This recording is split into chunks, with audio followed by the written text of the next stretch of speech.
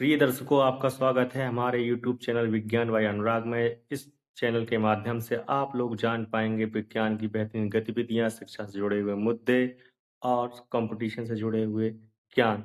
इसके लिए हमारे चैनल को आप सब्सक्राइब कर सकते हैं। धन्यवाद। पृष्ठ क्रमांक 96 CG टेट 1 फरवरी 2026। मैं अनुराग प्रताप, आपका स्वागत है विज्ञान अनुराग यूट्यूब चैनल पर। दिया गया प्रश्न है, सीखने सिखाने की प्रक्रिया में वर्कशीट का उद्देश्य यानी पर्पस या क्या मतलब है लर्निंग टीचिंग प्रोसेस में वर्कशीट का। वर्कशीट यानी कोई काम करना या होमवर्क, यानी हम कोई अध्ययन यदि कोई पहले करा चुके, कोई संकल्पना हम पढ़ा चुके हैं, अब उस पर हमें कुछ प्रश्न कर रहे हैं या उस पर आधारित कुछ समस्याओं को हल कर रहे हैं, तो वो जो वर्कशीट उसको जो कार्य दिया गया है उसको हम कहीं ना कहीं वर्कशीट मानेंगे। तो वही प्रश्न पूछ रहा है कि इस वर्कशीट का क्या उद्देश्य है। तो बच्चों को सीखने के अवसर देना, तो ये बात तो कहीं ना कहीं सही है, ट्रू है कि हम बच्चों को क्या करना चाहते हैं, बच्चों को उसके साथ हम सीखने के अवसर देना चाहते हैं, ट्रू है। तो पहली बात तो ट्रू हो गई हमारी। दूसरी बात, शिक्षक को यह समझने में मदद करना कि आगे कैसे बढ़ना है। जब हम कोई वर्कशीट देंगे, कोई संकल्पना हमने पढ़ाई है बच्चों को, मान लो हमने गणित में संक्रियाएं पढ़ाई, हमने व्याकरण पढ़ाया यानी हमने घटाना पढ़ाया, जोड़ना पढ़ाया, गणना समझाया, या मान लो हमने संख्यापूर्ण अवधारणा, जो हमने जो प्राथमिक स्तर के बच्चे हैं उनके हमने संख्यापूर्ण अवधारणा जैसे आकृति समझ पे हमने काम किया।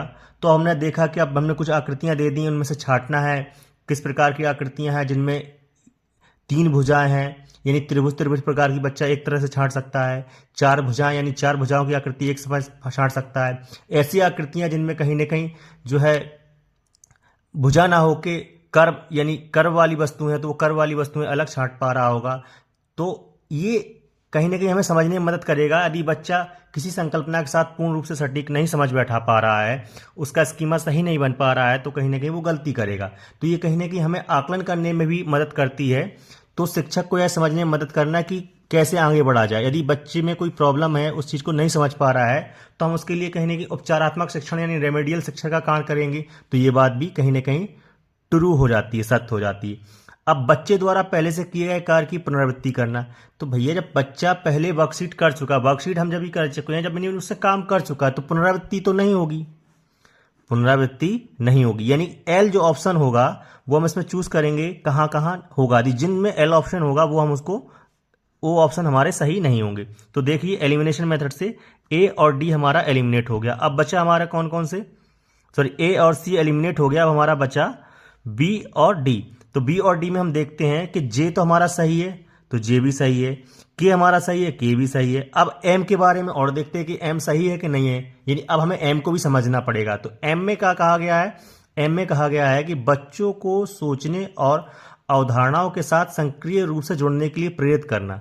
सीधी सी बात है, जब हमने कोई इस पे संकल्पना पढ़ाई है, उसी पे आधारित हमने वर्कशीट दी है, तो बच्चों को ये अवधारणा जो हमने पढ़ाई है उसको ये समझने में कहीं ना कहीं मदद कर रहा होगा कि, और उस पर संबंध बना पा रहा होगा बच्चा। यदि हमने उसको मान लो जोड़ की अवधारणा पढ़ाई है, या घटा की अवधारणा पढ़ाई है, या गुणा या भाग की अवधारणा पढ़ाई है, हमने बच्चों को कंचे दिए, मान लो कुछ कंचे दिए, हमने कहा कि इनको 2-2 में बांटो, तो बच्चा समझ रहा है कि 2-2 में कैसे बट रहे हैं, कि वो 2-2 के ढेर बनाएगा। अब वो ढेर कितने बार बन रहा है, तो वो ये भी समझ पा रहा होगा। तो कहीं ना कहीं ये सोचने और अवधारणा को स्पष्ट यानी क्लियर करने के लिए सक्रिय भूमिका निभाएगा। तो ये बात भी कहीं ना कहीं सही हो जाती है, ट्रू हो जाती है। तो अब हम उस ऑप्शन के साथ जाएंगे जहां पे जे, के और एम ट्रू होगा। तो सीधी सी बात ऑप्शन डी जो